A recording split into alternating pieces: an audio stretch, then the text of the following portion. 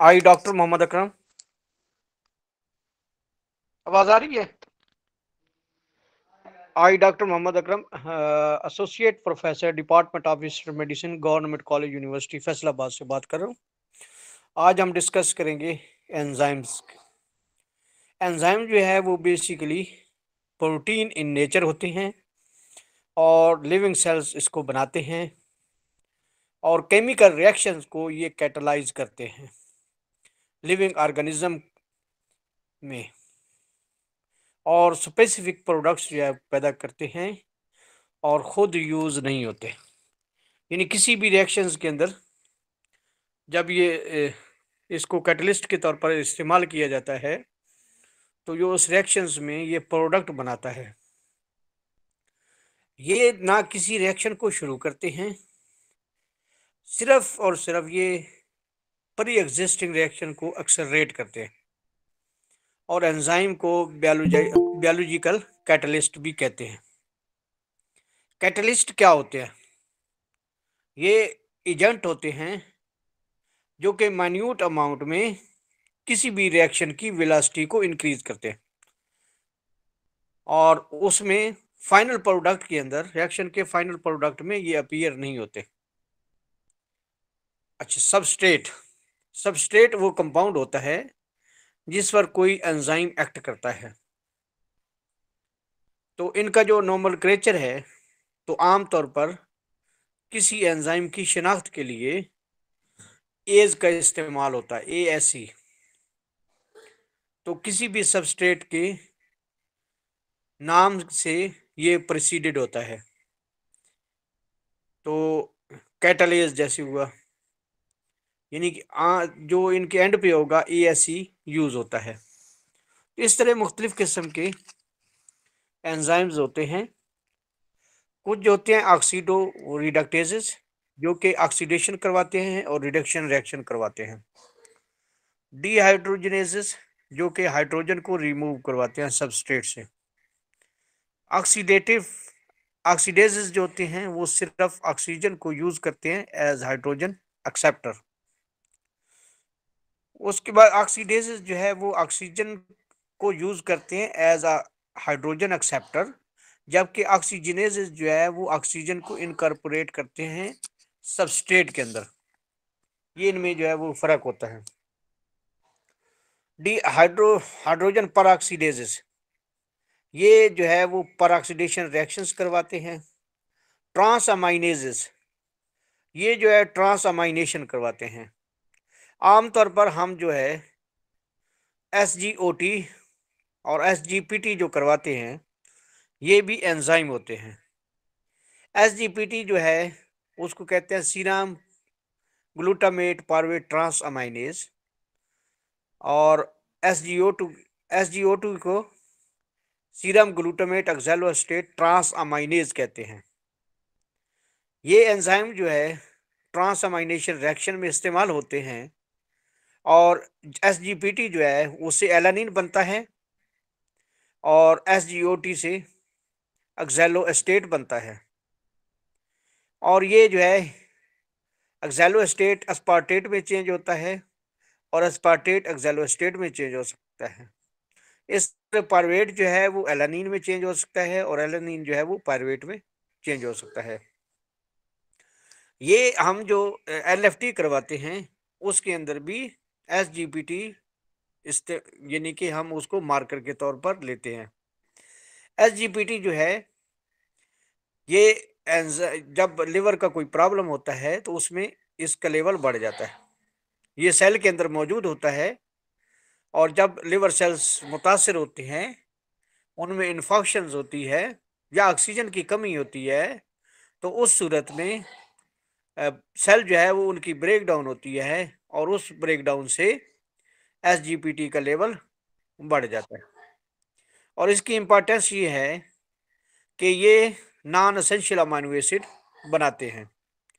ट्रांसअमाइनेशन के नतीजे में बॉडी के अंदर नॉन एसेंशियल अमाइनो एसिड बनते हैं, और नॉन एसेंशियल अमाइनो एसिड वो होते हैं जिनको डाइट में लेना ज़रूरी नहीं होता और बॉडी के अंदर वो बनते हैं। तो SGOT और SGPT का ये काम है कि ये बॉडी के अंदर नॉन एसेंशियल अमाइनो एसिड बनाने में इस्तेमाल होते हैं, और खुसूसन एलानिन और अस्पार्टेट जो है इससे बनते हैं। और एलानिन जो है वो पायरुवेट में चेंज होता है, और पायरुवेट जो है ग्लूकोनियोजेनेसिस के लिए सबस्ट्रेट के तौर पर काम कर सकता है। तो इसका मतलब ये हुआ कि आपने ग्लूकोज बनाना है उस सूरत में जब बॉडी के अंदर ग्लूकोज नहीं है, तो उससे एलानिन जो कि एक अमाइनो एसिड है, नॉन एसेंशियल अमाइनो एसिड है, उसको पायरुवेट में कन्वर्ट करके आप ग्लूकोज बना सकते हैं। उसके बाद होता है फास्फो ट्रांसफरेजेस। ये जो है फास्फेट ग्रुप की ट्रांसफर करते हैं, और इनको आमतौर पे काइनेजेस भी कहते हैं। ट्रांसमिथाइलेजेस ये वो होते हैं जो कि मिथाइल ग्रुप की ट्रांसफर करते हैं। उसके बाद ट्रांसपेप्टिडेजेस जो कि पेप्टाइड या अमाइनो एसिड की ट्रांसफर को कैटालाइज करते हैं। ट्रांस एसाइलेजेस वो जो कि एसाइल ग्रुप की ट्रांसफर करते हैं। हाइड्रोलेजेस जो कि कंपाउंड की हाइड्रोलाइसिस करते हैं, यानी ब्रेक डाउन करते हैं in the presence of water. तो आमतौर पे जो हमारी बॉडी के अंदर डाइजेशन में होता है कि फूड के large particles are converted into the small particle with the help of juices, enzymes and hormones. तो ये आमतौर पर ये जो प्रोसीजर होता है इसको हाइड्रोलाइसिस कहते हैं। इस तरह अगर प्रोटीन को कोई एंजाइम हाइड्रोलाइज कर रहा है, तो प्रोटीन को हाइड्रोलाइज करने वाले एंजाइम जो है वो प्रोटीन हाइड्रोलाइजिंग एंजाइम कहलाएंगे। इनको प्रोटीनेजेस, प्रोटीएजेस या प्रोटियोलाइटिक एंजाइम भी कहते हैं, और ये प्रोटीन को हाइड्रोलाइज करते हैं, यानी कि उसके बड़े पार्ट्स को छोटे पार्ट्स में कन्वर्ट करते हैं। कार्बोहाइड्रेट को जो हाइड्रोलाइज करते हैं उनको कार्बोहाइड्रेट हाइड्रोलाइजिंग एंजाइम कहते हैं, या कार्बोहाइड्रेट्स भी कहते हैं। उसके बाद लिपिड को जो है वो जो ब्रेक डाउन करते हैं उसको लिपिड हाइड्रोलाइजिंग एंजाइम कहते हैं। उसमें लिपिड को जो हाइड्रोलाइज करता है उसको लाइपेज कहते हैं, और जो कोलेस्ट्रॉल ईस्टर को हाइड्रोलाइज करता है उसको कोलेस्ट्रॉल ईस्टर्स कहते हैं, और जो फास्फोलिपिड को करता है उसको फास्फोलाइपेजेस कहते हैं। तो इस तरह डी अमाइनेजेस ये रिमूव करवाते हैं अमाइनो ग्रुप को, और डी अमाइडेजेस ये जो है अमाइड ग्रुप को रिलीज करवाते हैं। तो इस तरह बॉडी के अंदर ये डिफरेंट फंक्शंस इनके होते हैं। लाइगेजेस इनका काम ये होता है कि ये दो कंपाउंड को आपस में मिलाते हैं। उसके बाद लाइगेजेस ये कुछ कंपाउंड्स की ब्रेक डाउन करवाते हैं, कुछ ग्रुप वहां से रिमूव करके, लेकिन इसमें पानी की मौजूदगी नहीं होती, अदरवाइज ये हाइड्रोलाइसिस करवाता। इसमें जो है एंड पे आते हैं आइसोमेरेजेस। ये जो है आइसोमर्स बनाते हैं या आइसोमर्स की फॉर्मेशन को कैटालाइज करते हैं, इनको आइसोमेरेजेस कहते हैं। तो जैसे कि ये बताया कि एंजाइम जो है प्रोटीन इन नेचर होते हैं, वो किसी रिएक्शन को शुरू नहीं करते बल्कि उसको एक्सीड करते हैं, उसको एक्सेलरेट करते हैं। इस तरह वो एनर्जी ऑफ एक्टिवेशन को कम करते हैं। तो आमतौर पर एनर्जी ऑफ एक्टिवेशन जो होती है, it is the minimum amount of energy in calories per mole which is required by the reactant to start the reactions। और बाज़ औक़ात जो है आगे देखा जाए तो जब ये रिएक्शंस हो रहे होते हैं तो उसमें कोफैक्टर इस्तेमाल होते हैं। कोफैक्टर जो है वो आयरन हो सकता है, जिंक हो सकता है, या मैग्नीज हो सकता है, मैग्नीशियम हो सकता है। कोएंजाइम जो है वो NAD या FAD हो सकता है। NAD का मतलब ये है निकोटिनामाइड एडेनिन डाइन्यूक्लियोटाइड। ये नियासिन यानी कि विटामिन से हासिल होता है। तो नियासिन जो है एक विटामिन है जो कि वाटर सॉल्युबल विटामिन है। FAD जो है राइबोफ्लेविन से हासिल होता है जो कि एक विटामिन है। तो कोएंजाइम जो है वो रिएक्शंस में इस्तेमाल होते हैं और इनकी मौजूदगी में यानी कि रिएक्शंस होते हैं। एंजाइम एक्सेलरेट करते हैं और कोएंजाइम की मौजूदगी ज़रूरी होती है। तो इस तरह जो है वो ये काम करते हैं। तो जो फैक्टर्स होते हैं एंजाइम की एक्टिविटी को, तो वो क्या होते हैं? अगर सबस्ट्रेट ज़्यादा होगा तो प्रोडक्ट ज़्यादा बनेगी। इसके बाद जो है, अगर एंजाइम की कंसंट्रेशंस ज़्यादा होगी, यानी कि एंजाइम ज़्यादा होंगे, तो रिएक्शन ज़्यादा फास्ट होगा। अगर टेम्परेचर ज़्यादा होगा तो रिएक्शन तेज़ होगा, लेकिन हर रिएक्शन के लिए एक ऑप्टिमम टेम्परेचर की ज़रूरत होती है। तो बॉडी टेम्परेचर जो है उसके लिए मखसूस है और इस बॉडी टेम्परेचर पे बेहतरीन रिएक्शंस बॉडी के अंदर होते हैं। तो पीएच भी मुतासिर करती है। अब जो है वो पीएच ऑप्टिमल क्या होती है कि ये नहीं कि स्टमक के अंदर जो पीएच होती है वो एसिडिक है। तो ये एसिडिक पीएच जो है वहाँ के एंजाइम के लिए ऑप्टिमल है, यानी कि एसिडिक पीएच में वहाँ के एंजाइम ज़्यादा बेहतर कंडीशन में काम कर सकते हैं। उसके बाद इंटेस्टाइन के अंदर आमतौर पर बेसिक होती है, तो जूसेस वहाँ जो जाते हैं तो वो बेसिक होती है, तो उस पे एंजाइम जो है वो अच्छे एक्ट कर सकते हैं। तो इसलिए हम ये नहीं कह सकते कि ये पीएच होनी चाहिए। तो हर यानी कि जो भी ऑर्गन है या यानी बॉडी के अंदर डिफरेंट पीएच होती है और उस पीएच पे जो एंजाइम मैक्सिमम एक्ट करता है वो उसके लिए ऑप्टिमम कहलाता है। हाँ, वो बेसिक भी हो सकता है और वो जो है वो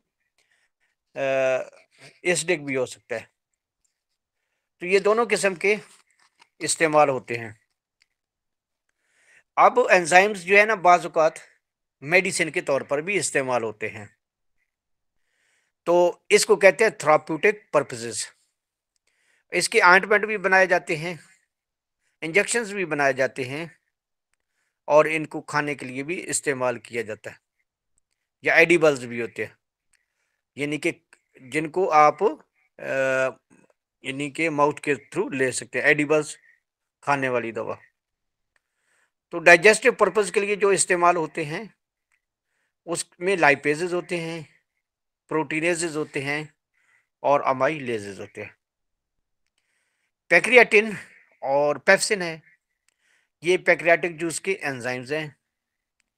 ये या तो अकेले इस्तेमाल किए जाते हैं या ड्राई बाइल पाउडर के साथ इस्तेमाल किए जाते हैं। ब्लड कोआगुलेशन के लिए यूरोकाइनेज और स्ट्रेप्टोकाइनेज इस्तेमाल होता है, जो कि ब्लड क्लॉट को तोड़ देता है। उसके बाद थ्रोम्बिन जो है क्लॉट की फॉर्मेशन के लिए इस्तेमाल होता है और ये उस वक्त इस्तेमाल किया जाता है जब आपने ब्लीडिंग रोकनी होती है। उसके बाद ऑइंटमेंट, ऑइंटमेंट जो है उसमें हियालुरोनिडेज होता है, जो कि स्किन की डीपर लेयर्स को लूज करता है। तो ये हियालुरोनिक एसिड जो है वो स्किन के अंदर मौजूद होता है। तो ये जब आप ऑइंटमेंट में ये यूज करते हैं तो ये स्किन को लूज करता है और मेडिसिन की अब्जॉर्प्शंस को मैक्सिमम करता है। और इसका इस्तेमाल जो है स्प्रेन, हेमाटोमा और थ्रोम्बोफ्लीबाइटिस में ज़्यादा होता है। उसके बाद ट्रिप्सिन और काइमोट्रिप्सिन होते हैं।